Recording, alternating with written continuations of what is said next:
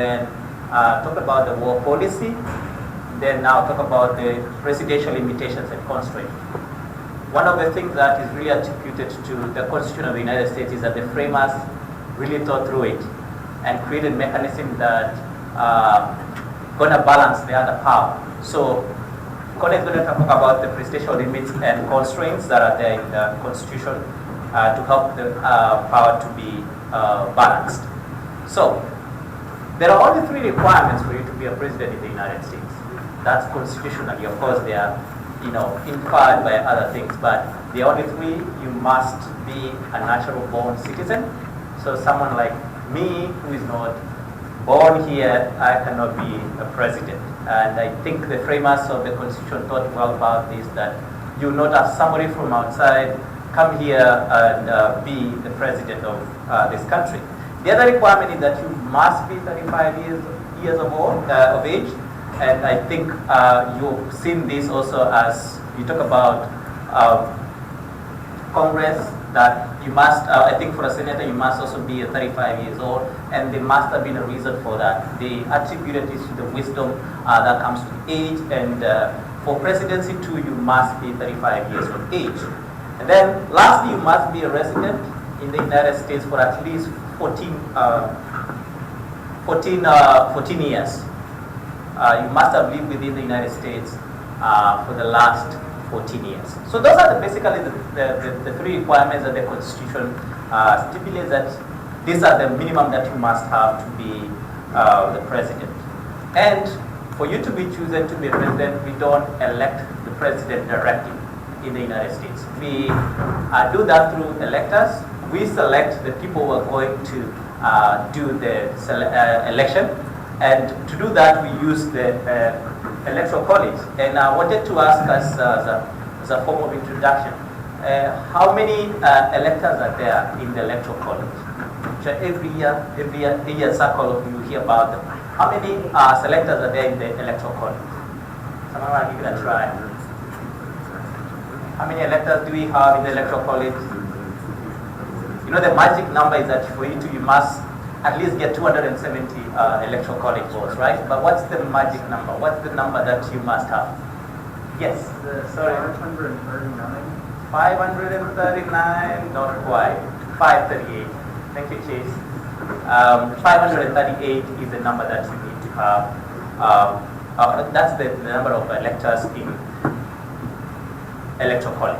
So the president is not elected directly. The election is done every first Tuesday after the first Monday in November of every 4th year.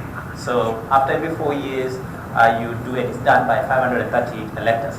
The how the allocation is done is that there are 2 votes to represent the vote equal to the number that you have in the Senate, and 1 for the representative in the House. So that makes it 435 plus 100, and then with the 22nd Amendment, they allocate 3 votes for Washington, D.C. because currently it's not a state. So in total, there are 538. Sorry, my math is not adding up. It's 538. Okay. For the presidency, there are 2 powers. We classify them mostly into 2. There are those formal powers, and these are what the Constitution actually stipulates. And then there are those informal powers that we consider as inherent in every in the office of the presidency. So first, let's deal with those that the Constitution actually stipulates. That the president is supposed to be commander-in-chief of the armed forces, and in essence, what he's talking about is that once the president is elected, he's supposed. I mean, naturally, that we expect that every citizen expects that the government will protect them, and the first role that the attributes to the president is to be commander-in-chief of the army and the army and the navy. But also note that the president has the sole power to actually order troops to go to war after the activation, or after the war is activated, or after the activation. Naturally, it's been activated since the Second World War, and this means that the president actually has the executive powers to order troops to go to war, or even to use the nuclear power that is given to him. The second formal power that he has is the chief executive, and from the constitution we read that the president is actually vested in the power to take care of the laws and to faithfully execute these laws, and that's where the executive roles comes in.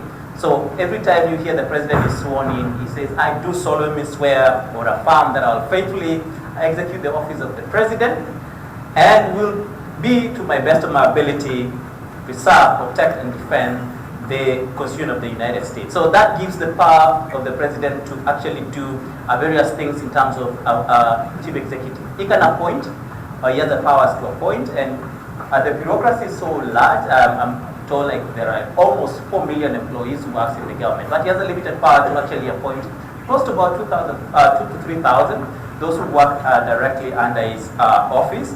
And yes, these powers are, as I said, are limited in a sense because he cannot be able to handle all these employees that are there. So his powers are limited to can appoint cabinet or sub-cabinet or federal judgeship or agency aides, and about, like I said, about 2,000. The other thing is that he's the head of state. And I want to ask us, like, what do you mean by the president is the head of state?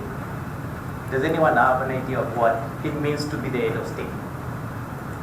What's the difference between being the head of government and being the head of state? Does anyone have an idea? Yes? Is it that he's like considered like the chief representative of the United States? Representative of the United States, yes, that's a good answer. So he plays actually a ceremonial role, like what we have like the Queen of England is doing. So part of the role is that he's the head of state, and most of the time he welcomes the other head of states, he does most of the national functions, he does proclamations and such kind of work. So naturally he's the head of state because he does these ceremonial jobs that the Constitution actually gives.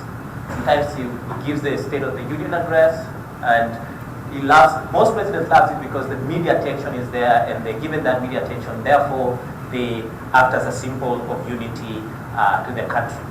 The other thing is that he's a chief diplomat. He's got the powers to appoint the ambassadors. He's got the powers to make, treaties with other countries.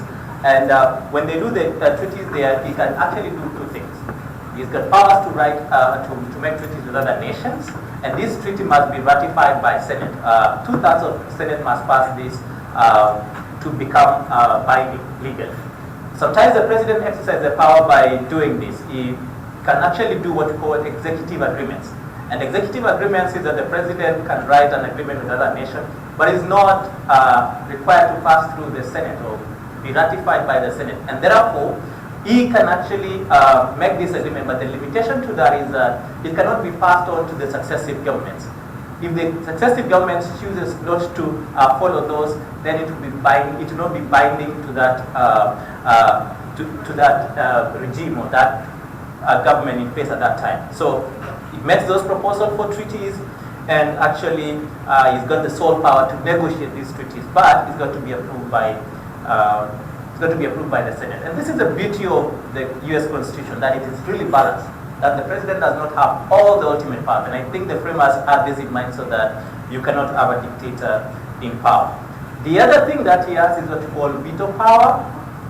And when we talk about veto power, that he has after the Congress has passed the law, it's got to go for presidential assent, and the president has the power to actually sign it, to approve it, or actually he's got the veto power to reject and send it back through to the Congress, either to make amendment, or he can totally give his views through what they call, he can send it back with a note just to let them know, hey, this is what I want you to amend. When we talk about veto power, there is the pocket veto and there's the line item veto. What happens is that if the president refuses to sign the bill in the last 10 days of the session or congregational session, then that bill actually dies on what we call the pocket veto, because then it's got to wait for the next session to go through the normal process again. So the last 10 days of a congregational session is what is very important. Then it dies because of the pocket veto. Then the line item, which is no longer constitutional, and the line item used to give the powers to the president to actually veto part of the constitution, or sorry, part of the law that he thinks is not deemed, like things to do with taxes or something like that, like as Clinton used in 1996. So this bill was actually introduced in 1996, but actually the Supreme Court ruled it unconstitutional because the president actually does not have power to make laws. That power is only vested with the other arm of government, which is the legislation, the legislative part of it. And that line item, veto power, has been ruled unconstitutional. Then the other one is the pardoning power. The president has power to pardon. He can give reprieves, or he can actually pardon somebody who has committed a crime. And this is just to make sure that it checks the judiciary, that the judiciary doesn't exceed its power. The president has the power to give reprieve, except on the cases of impeachment. So for cases of impeachment, the president has been limited in terms of pardoning power. Then the last one is about the limited legislative power, and we talked about the veto power that the president actually can suggest through something like going to parliament to give, going to the Congress to give speeches, can actually lobby through the members of Congress, can have some bit of limited legislative power. But the most one important is what we'll be talking about is the rule making, that the president has this rule making venue of making laws. But let me talk about the informal powers. There are quite a number of them, and these are the powers that are inherent in the office of the presidency. Many scholars have seen the persuasion as one of the most important power that the president has. He's got the bargaining power. He's got to convince the citizens. He's got to convince other international community or people that are involved, like people with other people of interest, so as to be able to pass either legislation or do something else, as it was evident during Obama's time, or as it was evident during Reagan's time, because Reagan was one of the people that is regarded as a good communicator. Then the other is president establishment. He's got the power to create all these institutions that we talked about, and this power is actually vested in the president because of his role as an executive officer of the United States. The other is the legislative agenda, setting power. It can actually, through speeches or through various sessions that he has with House of Congress or the members of Senate, he can actually kind of give a legislative agenda setting power. Then sometimes he goes public and promote a certain policy, like I'm sure you know what President Biden main policy, what is trying. What is President Biden trying to do? Those of us who follow news. What is President Biden trying to do? What is he trying to promote at the moment? What is President Biden trying to do? He's trying to promote the infrastructure bill, right? So sometimes he goes out, here he's going around Pennsylvania and other parts of the country just trying to promote this. And that's part of the informal power. Then also, of course, is role in crisis. And I think Kone is going to talk about this a lot in terms of war power, and also during emergency situations, the president has informal powers to actually establish offices and establish infrastructure to make sure that the crisis is handled. Then the last one is about the party leader. Being a political office, the president is voted in through a party, and through the mechanism that the various parties, either Republican or Democrat or any other party, that sponsors the president, his role as a party leader is also considered as an informal power. I want to pause there if there's anyone with a question before we move on. Any questions so far? Right, let's move on to the rule making. And I know Kone is going to talk about the expansion of power, but rule making as one of the ways of creating legislation has been deemed as a way that the presidency has been trying to extend its power. So president is not supposed to have any legislative power, but in the process of rule making, the Congress delegates the power to the agency. But since the president is the one who appoints these people in agency, or the leaders of the agency, then in a way it's considered as a way of extending its power. So Congress actually authorizing that creation of an agency is part of executive extending the power, because the president has broader ways of actually either dismissing or actually appointing these people. So his interest is catered for. So the trend has been is connected to the growth of the welfare state in the country at the moment, and it has made this rulemaking as part of the larger need to have rulemaking as part of the expansion of the presidential power. So I think with that, I will hand it over to Connor to continue with the rest of the presentation. I'm taking attendance. All right, if anyone didn't hear, she is taking attendance. Just doing a little mic switch. Switcheroo, now complete. All right, so switcheroo is complete. So now we're going to be talking about the expansion of presidential power.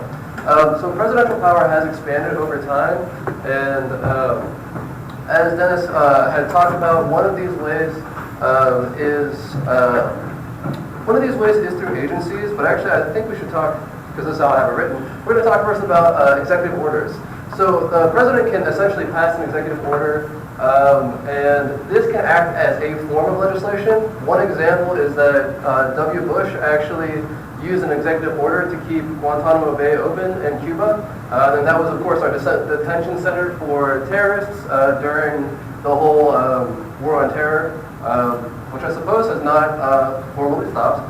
But then another expansion, again, Dennis did mention this, presidential power also often expands during crises. That's like a major time when presidential power will expand. And so we can really kind of think about two forms of crises, which are military. So of course 9/11 counts as a military crisis, that counts as a crisis of survival, and then we can think about an economic crisis. And so the most recent economic crisis was the 2008 financial crash. Possibly it could be argued that the COVID may have triggered an economic crisis. I don't know, I think that might still need some more data to come out. But at the very least, 2008 was a major economic crash, and of course we know that in 1931 is whenever the Great Depression occurs, so 1931. And that brings us to our first expansion of power on the board, the New Deal. So the New Deal legislation, I believe this has been discussed before, but the New Deal was passed by Franklin Delano Roosevelt.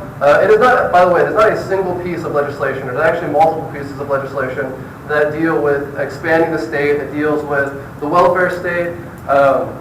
And so the reason this counts as an expansion of power is because whenever the executive branch gets more executive agencies, they are able to, as Dennis was talking about, they're able to have something called rulemaking, which these rules, I think it might be easiest to start with an example. So probably most of us know who OSHA is. They're supposed to care for the safety of workers. Well, that's pretty much, it's a really broad provision that Congress passed. So what happens is that Congress said, hey, you have to care for the safety of workers, you have to make sure the conditions are okay. This gives the president an agency called OSHA. OSHA is then allowed to determine how the safety is determined. And one of the things that actually matters is that this is how Biden was trying to get a vaccine mandate going, is through OSHA. Because again, it's a form of legislative power. Of course, that was shot down. But anyways, it is interesting how there are things like EPA. There's a provision, Congress passes a law saying we have to care for the environment, we have to have clean air, clean water. And then the president gets to determine how that will actually play out. And so that's really important. And so here the Great Deal really expanded a lot of the agencies. And I also do want to highlight the economic theory behind the New Deal. So the New Deal, previous to the New Deal, we largely had relatively laissez-faire policies, and laissez-faire is pretty much a free market economy. Sometimes people actually do think, this is an argument I heard from one of my econ professors, that he argued that Truman was actually not laissez-faire because while the Great Depression was occurring, instead of Truman letting the free market just do whatever it does, he tried to keep wages high. And so what happened is that it kept unemployment high, because if the money supply is shrinking, people cannot afford to hire new labor. So anyways, just an interesting argument that Truman was actually not laissez-faire. But anyways, so the New Deal under, like I said, FDR, he is following Keynesianism. And Keynesianism is essentially the idea that Lord Keynes, he's a lord because he's British, and there are a bunch of lords over there. So Lord Keynes pretty much made the argument that the Great Depression occurred because there was insufficient demand in the economy. There was an overproduction of supply, essentially. And so Keynes's argument is that we should actually invest in the population, we should give them money so that they can consume, because that way you're essentially completing the cycle of capitalism. And Keynes actually made the argument as an example. He argued that you could literally pay people to dig a hole and bury money, and then pay other people or the same people to re-dig that hole and get that money back out of the hole, and that will stimulate the economy. All that matters is that somehow you're putting money into the hands of people. And so the New Deal had a lot of, worker projects. They had a lot of employment projects. So then moving on, we have the Authorization for Use of Authorization for Use of Military Force. That's what AUMF stands for. This was passed. So there actually are multiple authorizations of use of force. So this is not the only one, but the one I am going to reference is from 2001, and it was passed, I believe, 1 to 2 months after 9/11 occurred. So it was passed very quickly, and it's about 2 paragraphs long. And that should also let you know the size of the bill means it's probably going to be very broad, and it is very broad. It pretty much gives the president near unlimited power to combat terrorism. The bill does directly address 9/11, the 9/11 attacks and Al-Qaeda, and pretty much it's whoever is part of these organizations, whoever committed the attacks, but it's also whoever helped these people, whoever harbored them, whoever had information on them. All of these people can be pursued. And the AUMF of 2012 was actually pretty much used as a blanket way to combat terrorism, particularly in the National Defense Authorization Act of 2000, the AUMF is from 2001. The National Defense Authorization Act of 2012 supports that it's more of a blanket argument to combat terrorism. Obama has a signing statement saying that he already had detention powers from the AUMF. So you can see how long that this authorization of force is really going on. So then next, we have the welfare state and increasing complexity of society. So Dennis had also mentioned the welfare state a little bit, and again, this is actually going back to the New Deal argument. Welfare state creates more bureaucracies, but I wanted to highlight that welfare state does not mean welfare directly all the time. It does include direct welfare, and by direct welfare I mean, of course, payments from the state to a person, subsidized housing, things like that. But the welfare state actually refers to any state that is taking policies to care for the welfare of their people. So public education counts as welfare. Medicare, Medicaid, that would be part of the welfare state. And we see the rise of the welfare state around the same time that we see the rise of the income tax, which is in the early for some countries it's in the late 1800s, and for us it's the early 1900s. Actually, an interesting fact is that the income tax is often related to World War I. A lot of countries needed money for war, so they passed the income tax. Our income tax passed in 1913. And I do want to mention that even these institutions like the IRS that seem like they've always been there, because of course the state needs taxation, they have increased substantially because of course we have more corporate taxes. We have a robust progressive income tax system. We have capital gains taxes. So anyways, these things do change over time. Often they grow, and it's because society has gotten more complex. So I think some of the main things to think about as far as complexity of society is going to be communication, transportation, and managerial technologies. All of those massively affect society. So of course we can think about cars, trains, planes, those types of things. We can think about the internet as both a managerial piece of technology and a communication piece of technology. And the reason that those things add complexity is they can tend to make society smaller in a certain sense because you can become less localized because you now have access, whether physical access or communication access, you have access now from like coast to coast, let's say. And also I wanted to highlight even small things as far as like clean air, clean water. That also adds to the complexity of our society because if we think about it, the early framers in the 1700s they're not going to know a whole lot about pollution. They're not going to know a whole lot about carbon. They're not going to be thinking about the ozone. So just having these different measurement systems actually do increase complexity of society, which means that we then build institutions, we build agencies, and the president has power over those agencies. That is how presidential power, that's a main reason it expands. And then I wanted to talk about the growth of international institutions. And I'm just checking my phone for the time, so nobody else check your phone, but I will be Snapchatting also. But anyways, so I want to talk about the growth of international institutions. So some that I have listed are going to be World Bank, International Monetary Fund, the UN, and as Dr. Rowlett noted, I think a couple lectures ago, we are a permanent security member. We're a permanent member on the Security Council. So what these do is that they can have an expansion of power effect or a constraining power effect. And we're going to talk about the constraints in a couple of slides. But first, let's talk about the expansion.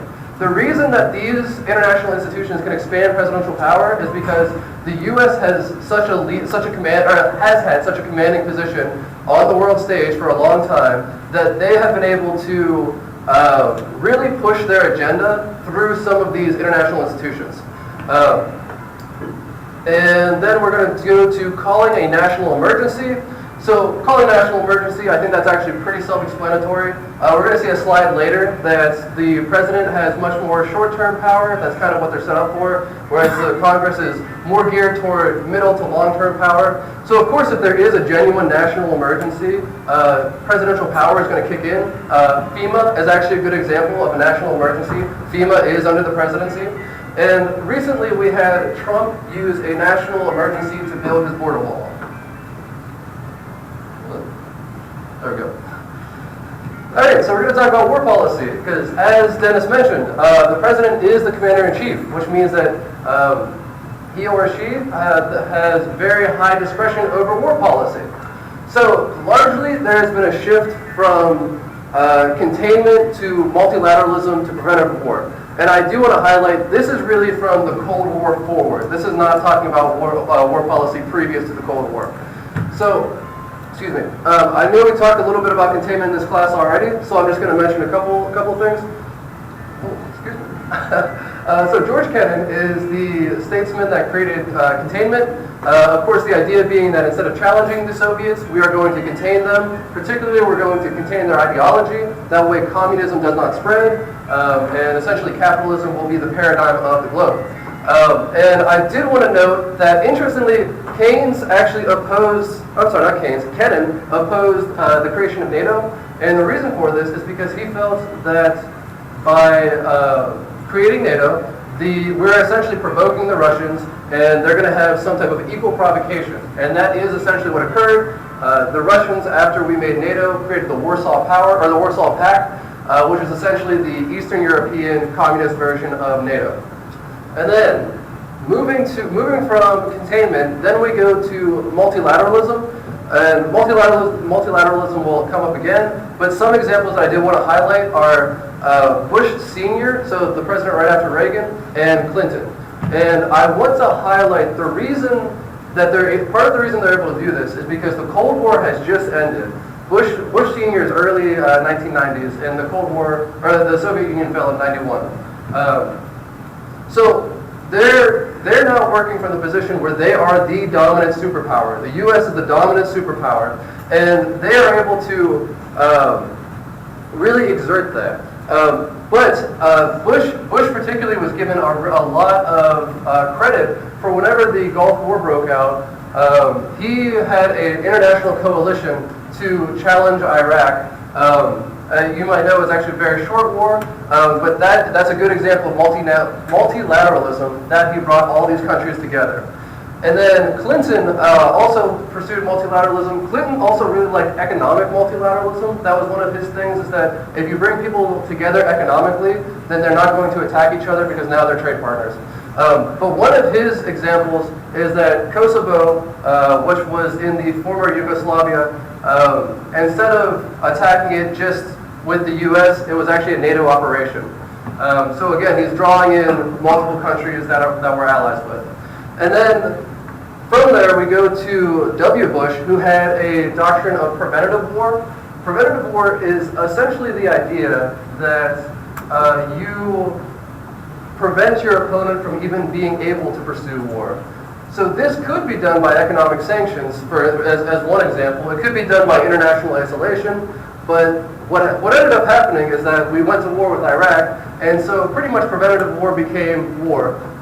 So kind of an interesting strategy. And then from there, Obama pretty much pursued more of he went back to multilateralism. And then Trump displayed signs of isolationism, and then under Biden, we're pretty much back to a more multilateral paradigm. All right, so limitations and constraints. So, talking about the War Powers Act, because we're talking about war. So the War Powers Act is the president can commit troops for 60 days without congressional approval. And then they have another 30 days to get those troops out of wherever they're at if they do not receive congressional approval. And whenever they commit troops, they have 48 hours to inform Congress that they committed troops. So one thing we should recognize about this, though, is that some presidents have seen this as a real tool, honestly. They've recognized, okay, I have 90 days that I can unilaterally use military action.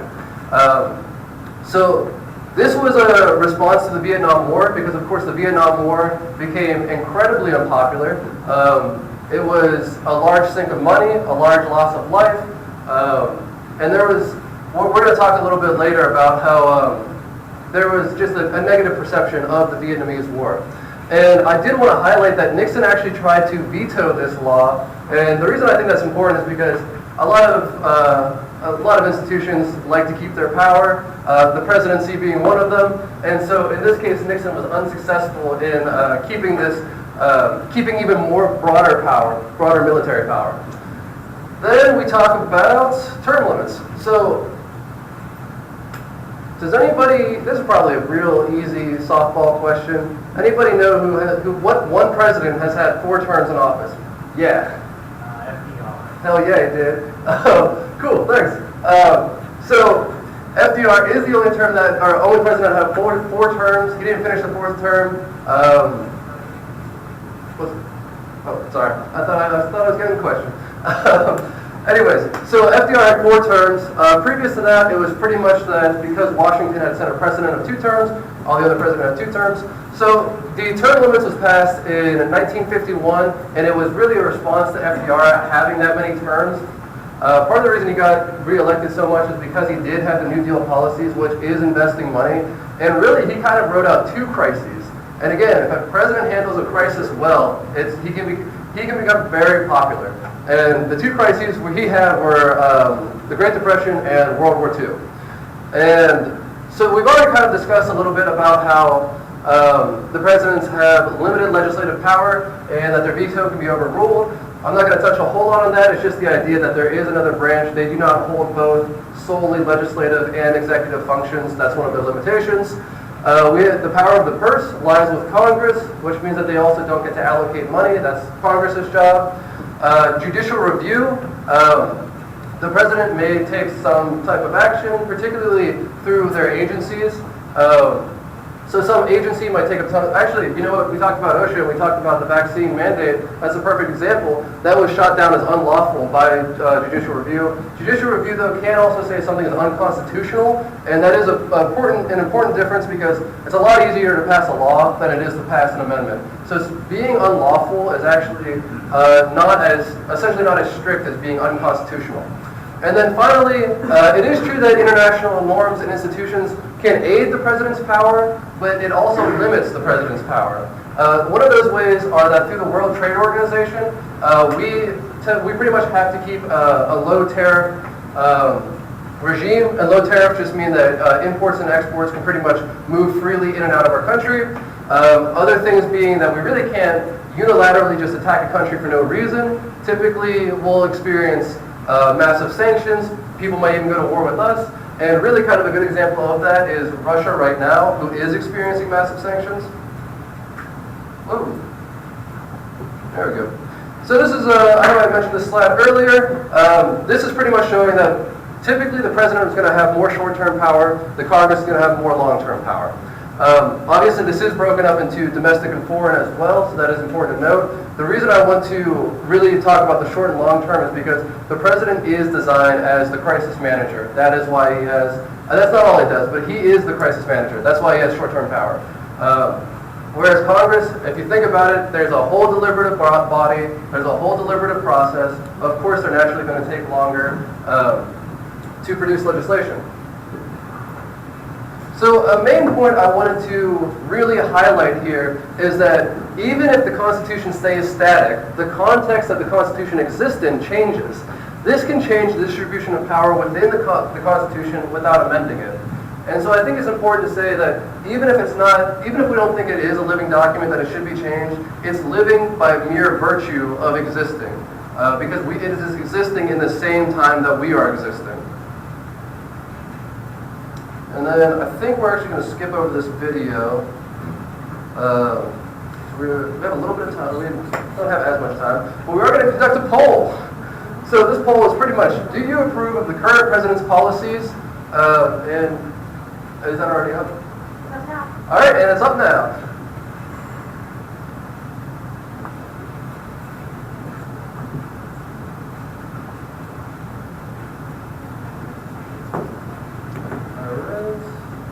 All right, cool. So I'm going to go ahead and keep on trucking, which is a Grateful Dead song. And so anyways, these are the presidential approval ratings. So we can see that John Kennedy has the highest at 70%. I do want to highlight, though, he only served 2 years. Typically, presidents are more popular whenever they first get elected. Also, he's still kind of riding the high of World War II, and we were like these great victors is the idea. So John Kennedy does have the highest job approval rating, but we can see that there's kind of a declining trend. It seems like it's becoming. H.W. Bush seems like a little bit of an outlier if you're looking from Gerald Ford down. Typically, we're looking more in the high 40s, I would say. Might be the average there.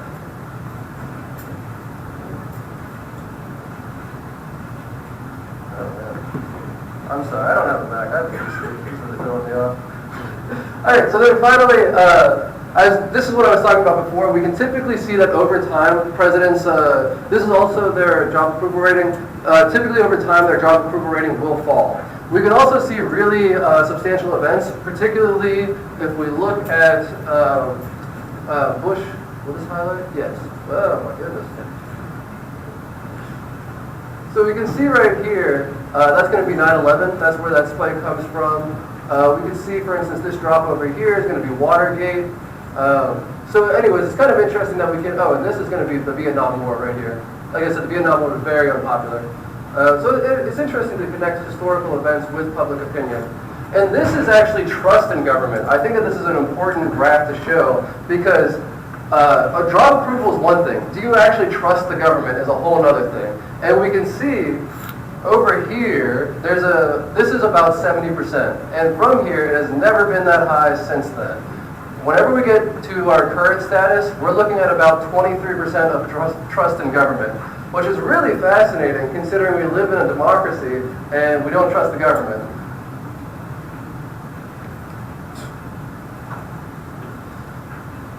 And then, so I want to talk about some presidential effects on public perception. So one is the Vietnam War, which is what we talked about. Another is the Pentagon Papers, which essentially expresses that Congress was lied to about the Vietnam War. For instance, Nixon actually illegally bombed Laos, which is right next to Vietnam. I believe the it was called Operation Rolling Thunder, as I recall. So Iraq and Afghani wars, both of those decreased trust, they decreased public opinion. NSA spying, I think sometimes this gets forgotten. I would absolutely argue this decreased trust. We also have direct presidential communications. So it started out as like fireside chats with FDR, who would speak through the radio. Then now we have social media. Trump is very famous for tweeting a lot, but Obama also had a really strong social media presence, and that's how he raised a lot of money that way. And then the first lady can either help or harm the president, honestly, but typically they do philanthropic acts. So we like, for instance, Michelle Obama was probably is considered quite popular. who is it, Laura Bush, I think, might be considered not so popular. So they can kind of familiarize the president, or humanize the president is what it is, because it shows him outside of this power role, but more potentially in a family role. And then this is the final. Got these powerful fingers. This is the final slide. So I do want you to think about how you would rank a president, particularly because not all of these things are going to matter for everybody. That's just how it is. Some people really care about the economy. Some people really care about taxes. Some people really care about moral issues. And I'm just going to read this right off for you guys, which I know you all can read. So I guess listen along as well. So these are the C-SPAN method of ranking. We have public persuasion, crisis leadership, economic management, moral authority, international relations, administrative skills, relations with Congress, vision/setting an agenda, and pursued equal justice for all and performance within the context of the times. So that is pretty much all I have for you today, but do you have any questions? All right, cool.